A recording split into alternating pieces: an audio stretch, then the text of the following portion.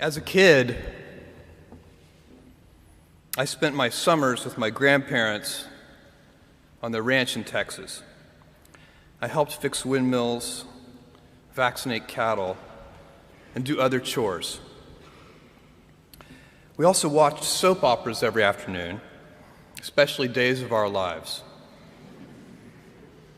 My grandparents belonged to a caravan club, a group of Airstream trailer owners who traveled together around the US and Canada. And every few summers, we'd join the caravan. We'd hitch up the Airstream to my grandfather's car, and off we'd go, in a line with 300 other Airstream adventurers. I loved and worshiped my grandparents, and I really looked forward to these trips. On one particular trip, I was about 10 years old. I was rolling around in the big bench seat in the back of the car. My grandfather was driving, and my grandmother had the passenger seat.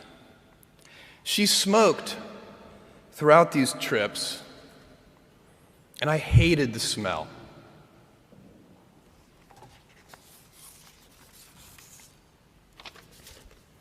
At that age, I'd take any excuse to make estimates and do minor arithmetic. I'd calculate our gas mileage, figure out useless statistics on things like grocery spending. I'd been hearing an ad campaign about smoking. I can't remember the details, but basically the ad said, every puff of a cigarette takes some number of minutes off of your life. I think it might have been 2 minutes per puff. At any rate, I decided to do the math for my grandmother. I estimated the number of cigarettes per day, estimated the number of puffs per cigarette, and so on. When I was satisfied that I'd come up with a reasonable number, I poked my head into the front of the car, tapped my grandmother on the shoulder, and proudly proclaimed, "At 2 minutes per puff, you've taken 9 years off of your life." I have a very vivid memory of what happened next, and it was not what I had expected. I expected to be applauded for my cleverness and my arithmetic skills. "Jeff, you're so smart. You had to have made some tricky estimates. Figure out the number of minutes in a year and do some division." That's not what happened. Instead, my grandmother burst into tears.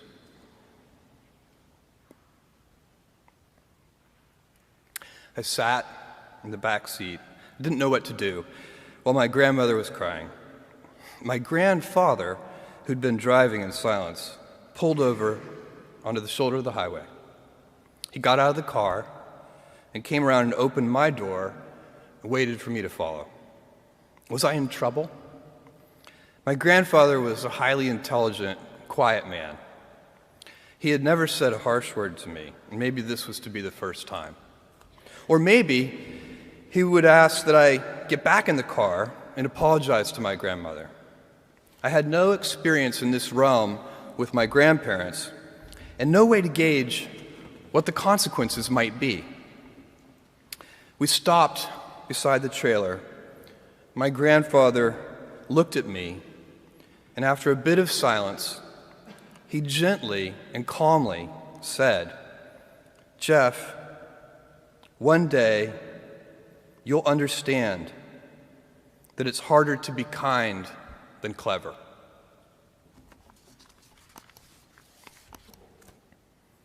What I want to talk to you about today is the difference between gifts and choices.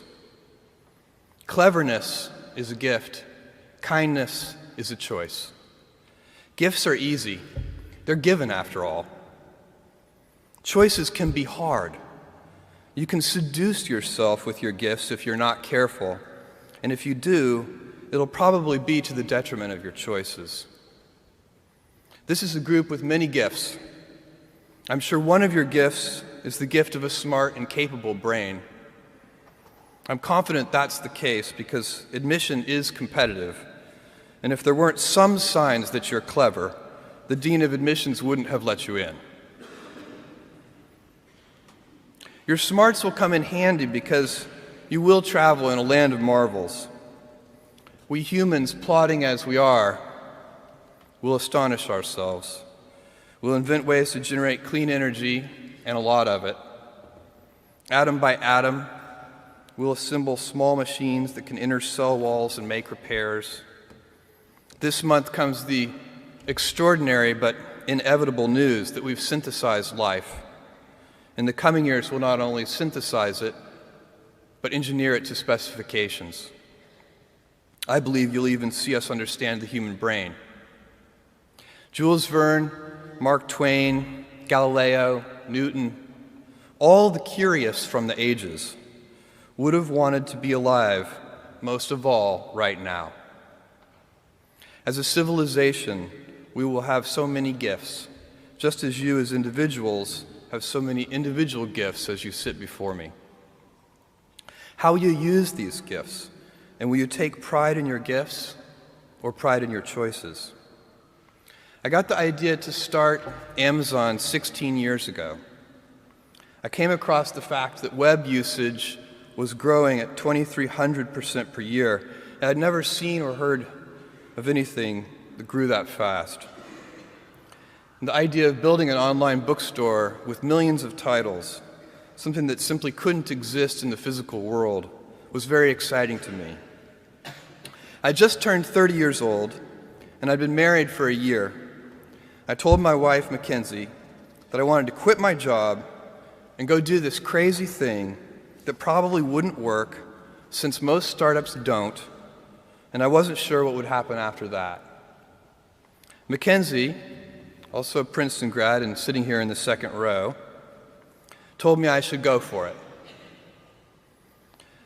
As a young boy, I'd been a garage inventor.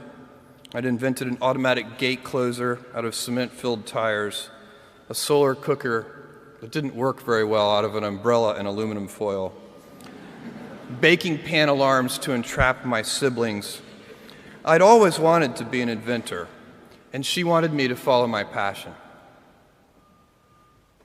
I was working at a financial firm in New York City with a bunch of very smart people, and I had a brilliant boss I much admired.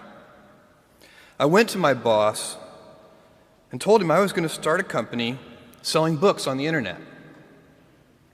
He took me on a long walk in Central Park, listened carefully to me, and finally said, "That sounds like a really good idea, but it would be an even better idea for someone who didn't already have a good job." That logic made some sense to me, and he convinced me to think about it for 48 hours before making a final decision. Seen in that light, it really was a difficult choice, but ultimately, I decided I had to give it a shot. I didn't think I'd regret trying and failing, and I suspected I would always be haunted by a decision to not try at all. After much consideration, I took the less safe path to follow my passion, and I'm proud of that choice. Tomorrow, in a very real sense, your life, the life you author from scratch on your own, begins. How will you use your gifts? What choices will you make? Will inertia be your guide, or will you follow your passions? Will you follow dogma, or will you be original?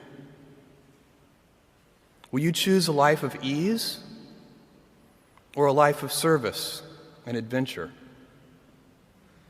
Will you wilt under criticism, or will you follow your convictions? Will you bluff it out when you're wrong, or will you apologize? Will you guard your heart against rejection, or will you act when you fall in love? Will you play it safe, or will you be a little bit swashbuckling? When it's tough, will you give up, or will you be relentless? Will you be a cynic, or will you be a builder? Will you be clever at the expense of others, or will you be kind?